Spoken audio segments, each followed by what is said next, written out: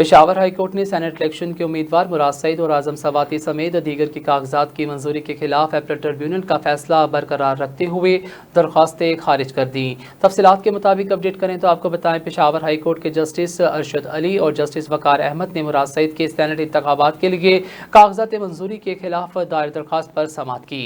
तफसीलात के मुताबिक दौरान समाअत मुराद सईद के वकील ने अदालत को बताया कि ताज मोहम्मद अफरीदी ने कागजात वापस लिए हैं, अब वो सैनेट उम्मीदवार नहीं हैं, उम्मीदवार ना होने की सूरत में एतराज़ नहीं कर सकते।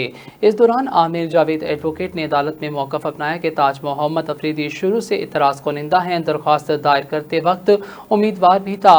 मुराद सईद ने मुकदमात से मुतल्लिक़ दुरुस्त तफसील नहीं फराहम की। मुराद सईद ने असासे भी ज़ाहिर नहीं किए, जबकि मुराद सईद ने ज़ाब्ता इखलाक की खिलाफ वर्जी पर आयद जुर्माना भी जमा नहीं करवाया।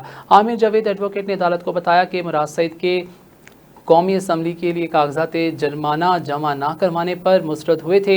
अपील खुद दायर करना होती है, लेकिन मुराद सईद मफरूर हैं। इस पर जस्टिस अरशद अली ने रिमार्क्स देकर मफरूर होने से मुतल्लिक सुप्रीम कोर्ट के वाज़ेह कर दिया है कि मुकदमात किसी तफसील के लिए पेशावर हाई कोर्ट में दरख्वास्त दायर की है, जबकि साथ ज़ाहिर किए गए हैं।